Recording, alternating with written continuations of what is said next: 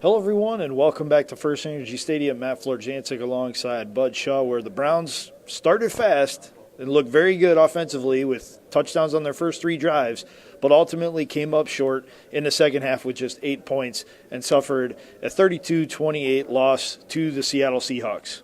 A game that you picked correctly, and I did not.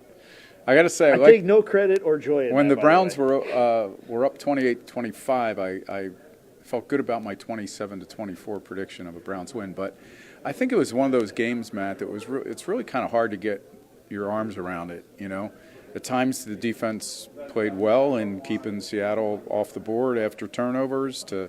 But then you look up at the end of it, and they give up 450 yards and 32 points and 170 yards rushing. So every time you think, if I had told you before the game Baker Mayfield wouldn't get sacked, Nick Chubb would have 20 carries for 120-some yards, Odell Beckham Jr. would have 11 targets and 6 receptions, you'd say, probably a pretty good game for these guys. And yet all that happened and they still lost. Yeah, just breakdowns, a lot of penalties, a lot of self-inflicted wounds, and it's a running theme throughout the season now as they keep having these mistakes, especially on the last drive when they were trying to drive down the field. They had a huge gain from Nick Chubb, and then all of a sudden they're backed up 10 because of a holding penalty, and then they're playing behind the sticks and 1st and 20, 2nd and 20, and then the interception happens, and then Seattle's able to run off the clock. Yeah, I mean, there were a few curiosities again, I thought this was a game that maybe Rashard Higgins would have some role in, and I don't remember even seeing him out there. I don't maybe know that he was, much.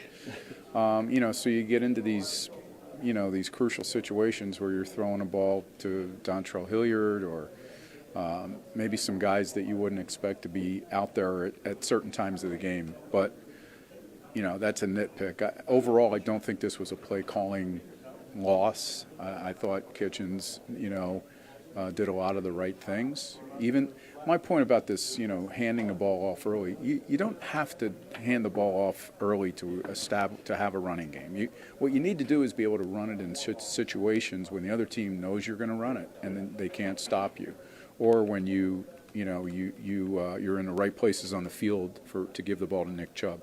I thought Kitchens did a much better job of doing that in this game, and it just didn't work out. Yeah, no, it didn't. And there was a lot of questions about the officiating. This was a very long game, lots of penalties, lots of reviews, lots of time spent talking to the sidelines. Freddie declined to comment, saying he got a memo from the league office to not comment on officiating.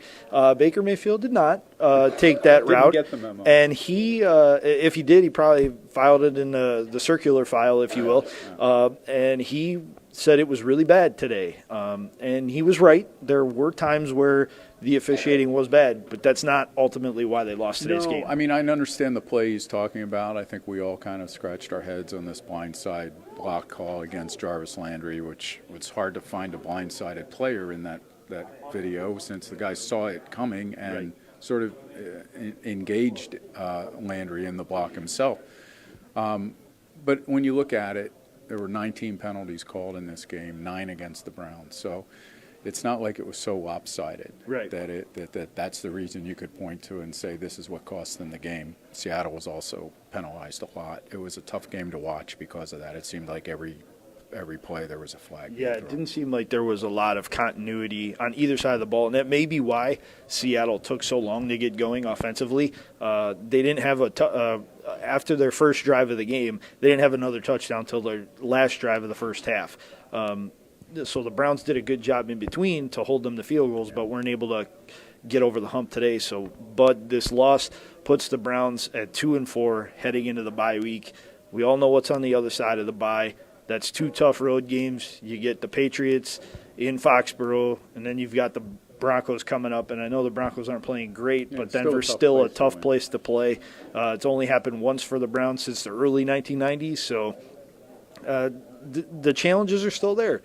This team, they could pull off a couple of wins here and get to 500 after the first 8 games, but it's a tough sled, and they have to use this bye week to really look internally and figure out what they need to do to correct these problems that keep occurring. Yeah, I agree. I mean, look, when we looked at the schedule coming out, everybody saw that it was a top-heavy schedule through the first 8 weeks.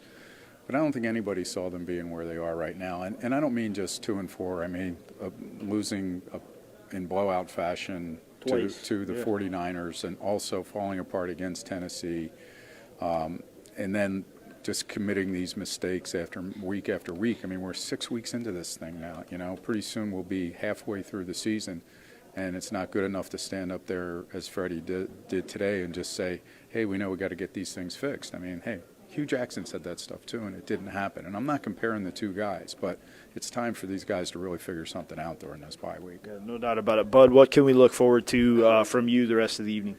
Well, I'm going to try to take a look at the first.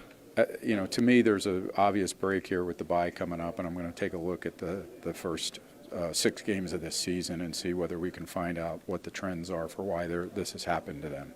I'd be remiss if I didn't mention Baker Mayfield suffered a hip injury early in the second half, was able to – actually didn't miss a play, went to the locker room while the Seahawks were driving and then came back. So it was nice to see him finish the game, but he was by no means 100%, and he said it's pretty tender right now, but hopefully with a couple of weeks – worth of rest, he'll be ready to go. Yeah, and I think it happened on the scramble up the middle, yep. Which, you see it with Russell Wilson. It can be a really important part of a quarterback's game, especially a guy who might not be able to see over linemen as easily as a 6'4" guy can be. So I think that's a part of his game that he's going to have to use, and from a Browns fan standpoint, you'd like to think that this week off comes at the right time for him. Yeah, no doubt about it. I think it comes at the right time for not only him, but for everybody. And if you saw the look on Mayfield's face when he was being asked questions by the media, he probably needs a break from that, too. Yeah, a little bit. I will have an update on Baker Mayfield and his injury. I will also write about the officiating from today's game, as well as some other sidebars. So stick with that. Stick with WKYC.com throughout the evening for all your best Browns content. For Bud Shaw, I'm Matt Florjancic. Thanks for watching, everybody. Enjoy the rest of your Sunday.